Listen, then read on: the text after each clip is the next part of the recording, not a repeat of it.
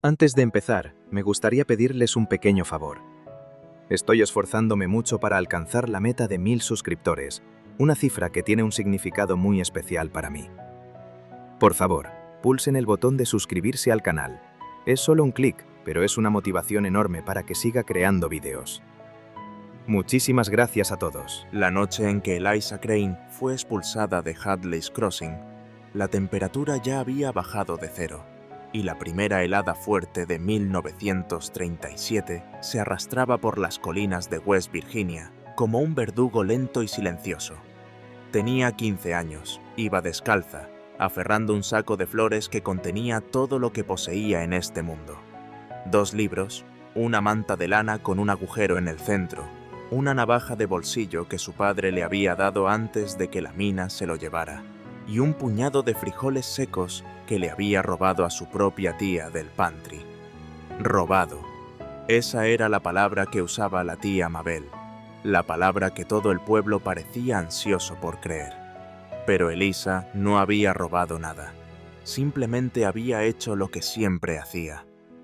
Era demasiado inteligente para la vida pequeña que querían que llevara, y finalmente habían encontrado una razón para castigarla por ello. El problema había comenzado, como suelen hacerlo los problemas, con un libro. Eliza quedó huérfana a los 11 años cuando su madre, ya debilitada por años de desnutrición, sucumbió a la neumonía durante el amargo invierno de 1933. Su padre, Thomas Crane, había muerto 2 años antes, aplastado bajo una viga colapsada en la mina de carbón Monarch, junto con otros 14 hombres cuyos nombres se leyeron una vez en la iglesia metodista de Hadley's Crossing y nunca más se volvieron a mencionar. Los dueños de la mina pagaron a cada viuda $40 y una carta expresando profundo pesar. La madre de Eliza usó el dinero para comprar medicinas que no funcionaron y comida que no duró. Después de la muerte de su madre, Eliza fue enviada a vivir con su tía Mabel y su tío Vernon Puit, quienes regentaban una mercería en la calle principal del pueblo. Los Puit no eran personas crueles. No exactamente. Alimentaron a Eliza, le dieron una catre en el almacén trasero y esperaban que se ganara la vida barriendo, reponiendo estantes y ocupando su lugar. El problema era que Eliza no sabía ocupar su lugar. Nunca lo había sabido. Incluso de niña, había sido diferente. Mientras otras chicas en Hadley's Crossing jugaban con muñecas de mazorca de maíz o ayudaban a sus madres con la ropa, Eliza se sentaba bajo el porche leyendo lo que encontraba. Viejos almanaques, catálogos de semillas, periódicos usados para envolver, incluso las etiquetas de las botellas de medicina. Su padre le había enseñado a leer antes de que cumpliera 5 años.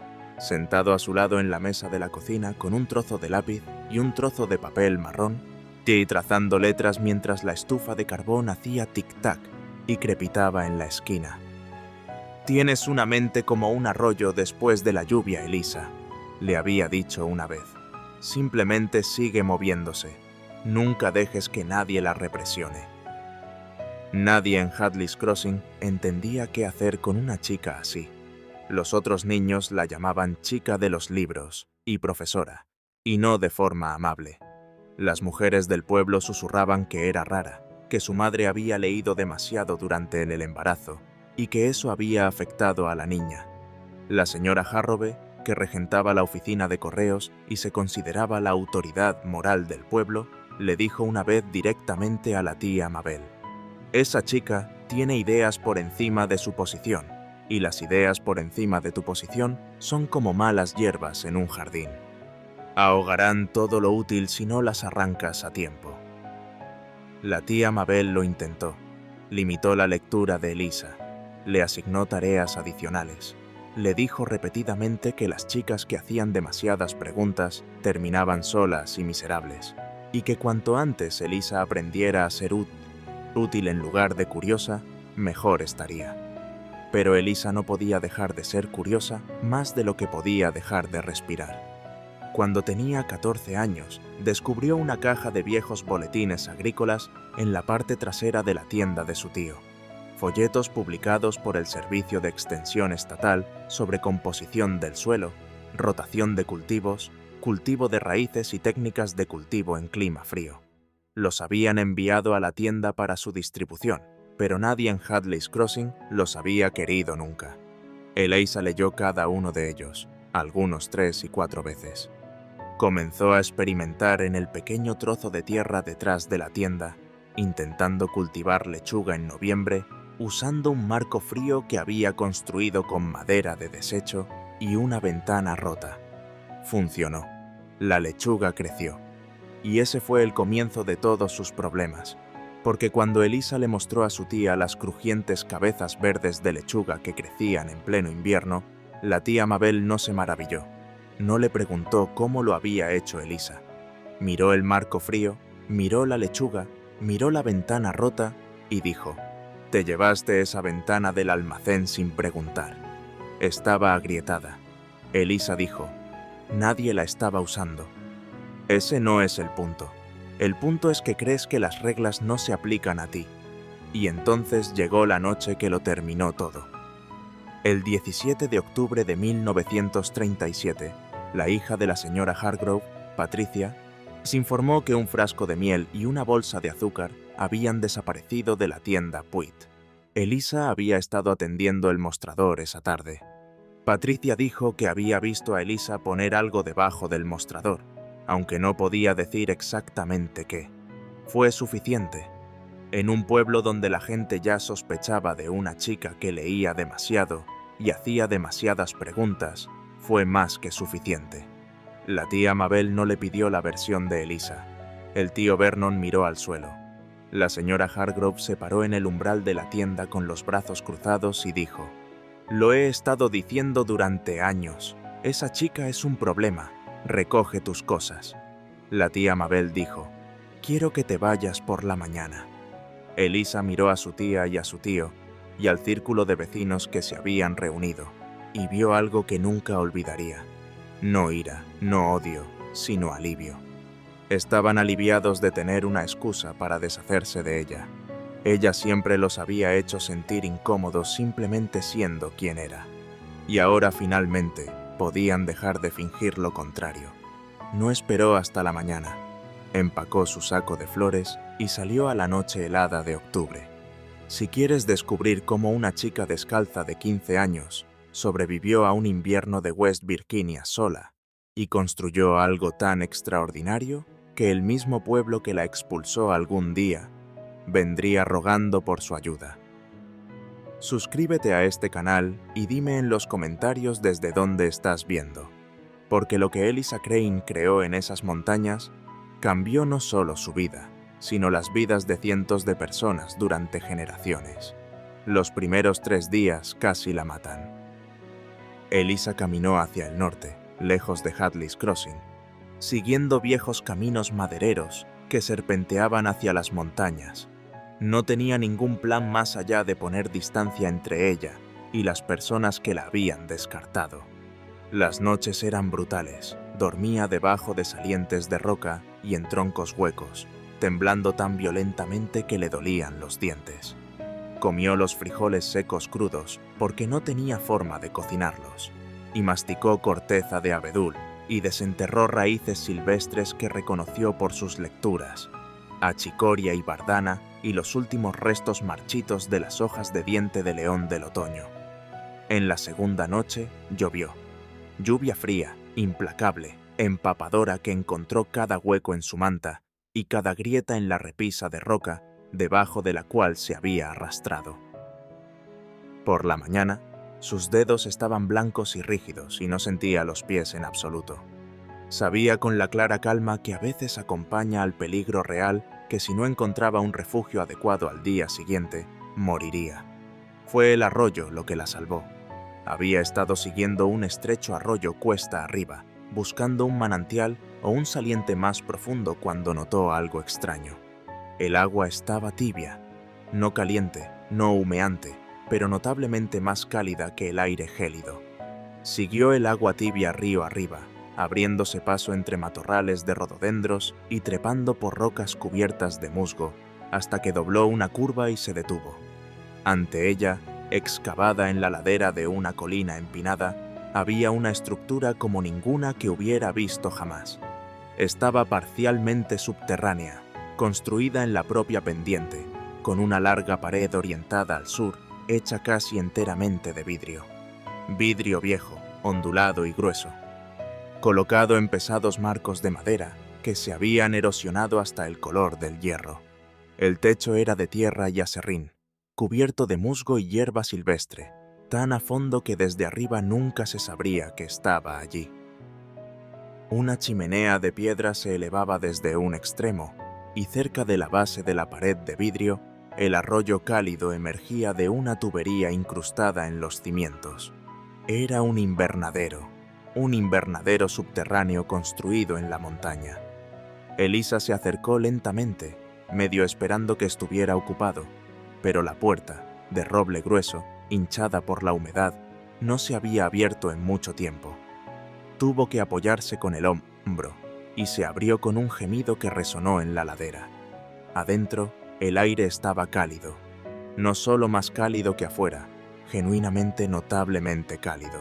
La pared de vidrio estaba orientada al sur, e incluso el débil sol de octubre había calentado el interior a algo cercano a los 10 grados. La pared trasera era de piedra sólida, la cara expuesta de la montaña misma, y Elisa podía sentir el calor irradiando de ella. El arroyo cálido corría a través de un canal de piedra cortado en el suelo antes de desaparecer por el otro lado. El suelo era de tierra apisonada, y a lo largo de ambas paredes se encontraban largos y profundos lechos de cultivo hechos de piedra apilada, llenos de tierra oscura que olía a años de hojas compostadas. Alguien había construido este lugar con un cuidado y conocimiento extraordinarios. El vidrio orientado al sur capturaba cada hora de luz solar disponible. El techo cubierto de tierra aislaba contra la pérdida de calor. La pared trasera de piedra absorbía el calor durante el día y lo liberaba por la noche. Una masa térmica que actuaba como un calentador gigante de liberación lenta, y el arroyo cálido, alimentado, como Elisa descubriría más tarde, por un manantial de agua caliente natural más arriba en la montaña, proporcionaba una temperatura base constante que mantenía el interior por encima de cero, incluso en el frío más intenso. Encontró evidencia de su antiguo ocupante dispersa por todas partes. Herramientas oxidadas colgadas en perchas, una plataforma para dormir construida contra la cálida pared de piedra, estantes que sostenían macetas de barro y frascos de vidrio, y lo más preciado de todo, una pequeña caja de madera que contenía docenas de sobres de papel, cada uno cuidadosamente etiquetado con tinta descolorida. Semillas, tomate, pimiento, frijol, calabaza, lechuga, col rizada, hierbas de las que nunca había oído hablar. Alguien había guardado estas semillas con el mismo cuidado que un joyero le daría a los diamantes. Elisa se hundió en la plataforma para dormir y lloró, no de tristeza, sino del abrumador reconocimiento de que se le había dado algo, una oportunidad, un lugar, una posibilidad que no se había atrevido a imaginar que existiera. Más tarde aprendería la historia del invernadero de Silas Whitmore, un viejo ermitaño que vivía en una cabaña a 3 millas más arriba en la montaña. Silas la encontró 2 semanas después de que se mudara, atraído por el delgado rastro de humo de la chimenea que no había humeado en años. Llegó con una escopeta cruzada en el brazo y sospecha en los ojos, y se fue 4 horas después, habiendo compartido su tabaco, su conocimiento y la historia del hombre que había construido el invernadero. Su nombre había sido el Dr. Amos Fletcher, un botánico de la Universidad de Virginia que había llegado a estas montañas en 1919 para estudiar plantas medicinales nativas. Había construido el invernadero subterráneo como una estación de investigación, utilizando principios de arquitectura de tierra, protegida, y diseño solar pasivo, que estaban décadas adelantados a su tiempo. El manantial de agua caliente había sido su mayor descubrimiento, un regalo geológico que proporcionaba agua a 48 grados constante durante todo el año. La canalizó a través del suelo del invernadero, creando un sistema de calefacción radiante que mantenía vivas sus plantas durante los inviernos más duros. El Dr. Fletcher había muerto en 1931 solo durante una ventisca que lo atrapó durante 3 semanas. Para cuando Silas pudo llegar al invernadero, el viejo botánico se había ido. Sus plantas habían sobrevivido, sin embargo. Habían seguido creciendo en sus bancales de piedra, temporada tras temporada, sin ser atendidas pero vivas, sostenidas por el manantial de agua caliente y los sistemas pasivos que Fletcher había diseñado tan cuidadosamente. «Era un hombre extraño», le dijo Silas a Elisa, tallando un trozo de nogal junto a su fuego recién reconstruido. Hablaba con sus plantas, leía libros más gruesos que mi brazo. La gente del valle pensaba que estaba loco. Miró a Elisa con algo que no había visto dirigido a ella en mucho tiempo: respeto. Supongo que ustedes dos se habrían llevado bien. Silas se convirtió en el maestro de Elisa, no en el sentido formal, sino de la manera en que solo alguien que ha vivido 60 años en las montañas puede enseñar, mostrando, haciendo, respondiendo preguntas con más preguntas. Le enseñó a cazar y atrapar, a identificar cada planta comestible en un radio de 8 kilómetros, a leer el clima en el movimiento de las aves y en el olor del viento.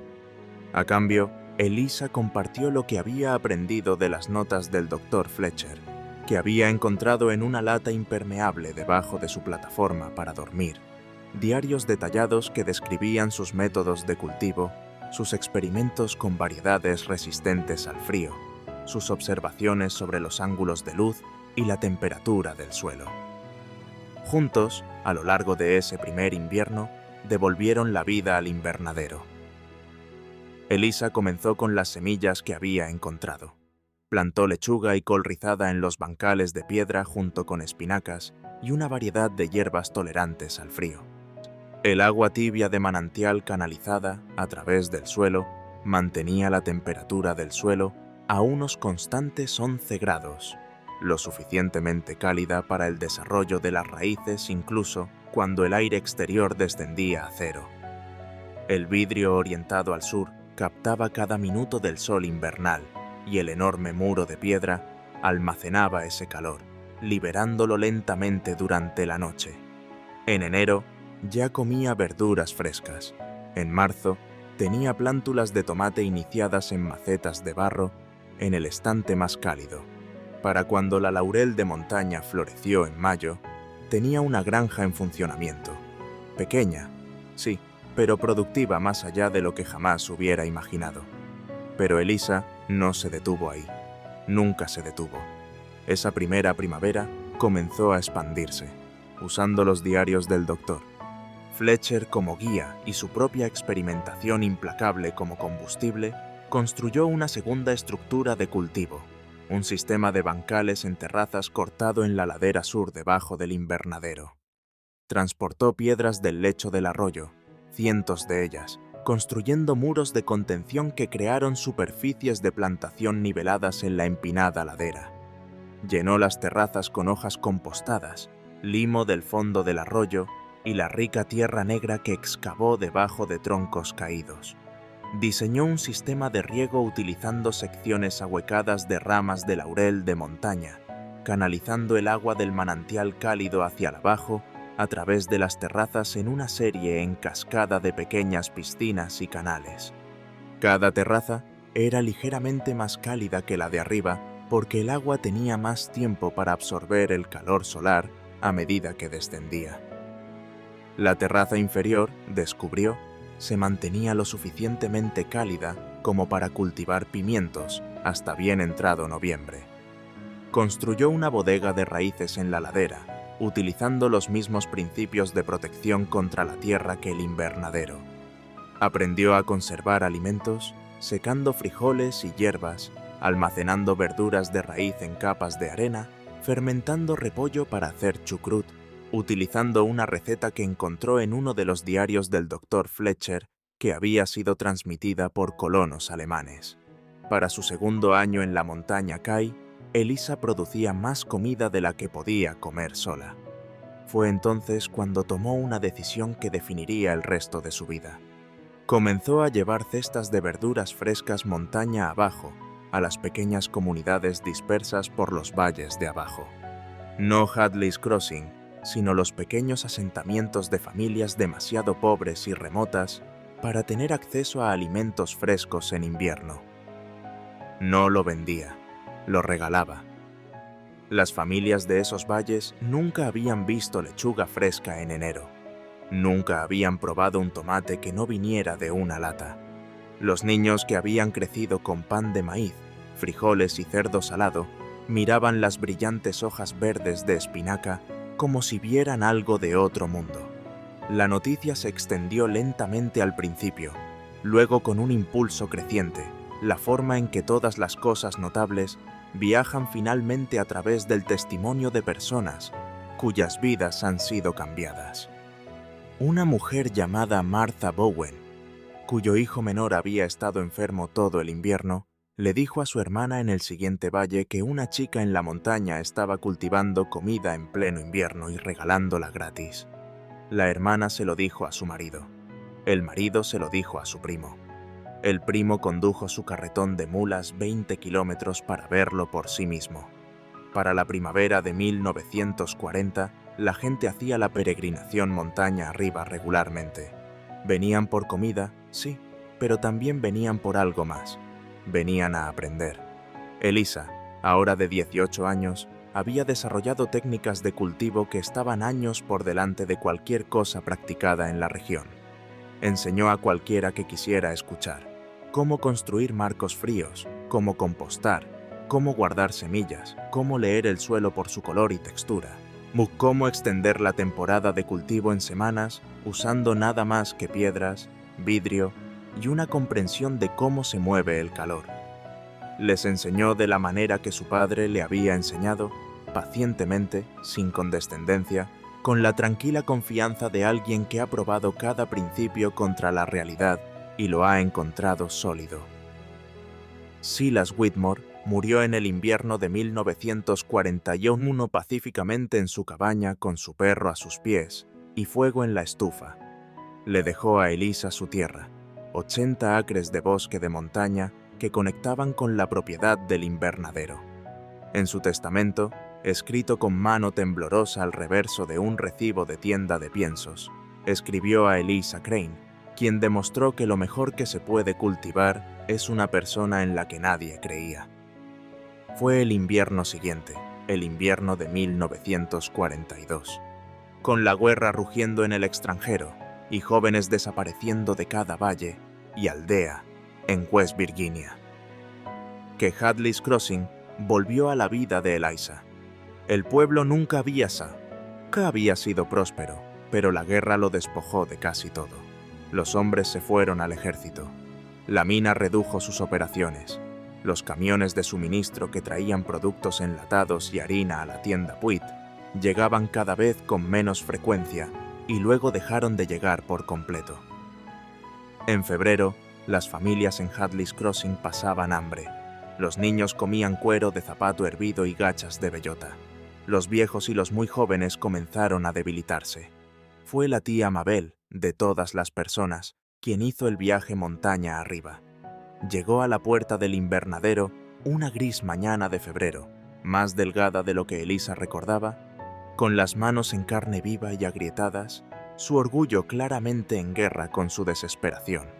Se paró en el umbral y miró la abundancia verde que crecía adentro. La lechuga, la col rizada, las espinacas, las hierbas, las plantas de tomate cargadas de frutos en pleno invierno. Y se le abrió la boca. ¿Cómo?, susurró. Manantial cálido, dijo Elisa. Solar pasivo, masa térmica, compostaje, conservación de semillas, todo lo que intenté mostrarte con ese marco frío. Los ojos de la tía Mabel se llenaron de lágrimas. Elisa, ¿cuántas personas necesitan comida? Todo el pueblo. Elisa, lo siento. Lamento mucho lo que te hicimos. Elisa miró a la mujer que la había echado a una noche helada por un frasco de miel que no había robado. Podría haber dicho muchas cosas. Podría haber señalado la ironía, la injusticia, los años de frío, hambre y soledad que había soportado porque esta mujer y este pueblo habían decidido que una chica que leía demasiado y hacía demasiadas preguntas era prescindible. En cambio, dijo: «Ayúdame a cargar el carro». Alimentó a Hadley's Crossing ese invierno. Los alimentó durante la primavera, y cuando la tierra se descongeló, ella misma bajó al pueblo y les enseñó todo lo que sabía. Organizó equipos de trabajo para construir marcos fríos y bodegas de raíces. Les mostró cómo hacer terrazas en las laderas, cómo compostar, cómo guardar semillas de las plantas más sanas. Estableció una biblioteca de semillas en la parte trasera de la tienda Puit, la misma tienda de la que había sido desterrada, donde las familias podían pedir prestadas semillas en primavera y devolver semillas guardadas en otoño. La señora Hargrove, la mujer que había orquestado el destierro de Eliza, nunca se disculpó directamente. Pero una tarde, mientras Eliza enseñaba a un grupo de mujeres a construir un semillero caliente para plántulas de principios de primavera, la señora Hargrove apareció al borde del grupo, escuchó durante 20 minutos y luego dijo en voz lo suficientemente alta para que todos la oyeran: «Patricia mintió sobre la miel. Sabía que mentía. Lo dejé pasar porque era conveniente». Luego se dio la vuelta y se fue a casa. Fue lo más parecido a una confesión que Hadley's Crossing había presenciado jamás, y quedó en el aire como humo, visible, innegable, imposible de retractar. Eliza no dijo nada, simplemente regresó a su lección sobre la temperatura del suelo y las tasas de germinación. En 1945, un joven llamado James Whitfield regresó de la guerra con un brazo izquierdo destrozado y una quietud que provenía de haber visto demasiado. Había oído hablar de la mujer en la montaña que alimentaba a la mitad del condado, y vino a verlo por sí mismo. Se quedó 3 días, luego una semana, luego un mes. Él y Eliza se casaron en la primavera de 1946 en el invernadero con el manantial cálido gorgoteando a través de los canales del suelo y las plantas de tomate sirviendo de decoración. Juntos expandieron la operación a algo que habría asombrado al doctor Amos Fletcher. Construyeron 3 invernaderos subterráneos más en la ladera de la montaña, cada uno diseñado para aprovechar el manantial cálido que Eliza había mapeado en su totalidad, rastreando cada rama y afluente en la propiedad. Establecieron un mercado durante todo el año en Hadley's Crossing. Crearon un programa de aprendizaje para jóvenes, niños y niñas que querían aprender agricultura sostenible. Desarrollaron nuevas variedades de verduras resistentes al frío a través de una cuidadosa selección de semillas, incluida una cepa de tomate que podía dar frutos a temperaturas 10 grados más bajas que cualquier variedad comercial. Para la década de 1950, la granja Whitfield Mountain, como llegó a ser conocida, producía alimentos para más de 300 familias en 4 condados. Investigadores agrícolas de la Universidad Estatal vinieron a Vila a estudiar los métodos de Eliza. Agentes de extensión de lugares tan lejanos como Vermont y Minnesota visitaron para aprender sobre sus diseños de invernaderos subterráneos. Un artículo en una revista agrícola regional la llamó la agricultora pequeña más innovadora de los Apalaches. Eliza nunca se mudó de la montaña, nunca buscó fama o reconocimiento más allá de lo que le llegaba naturalmente a través de la calidad de su trabajo.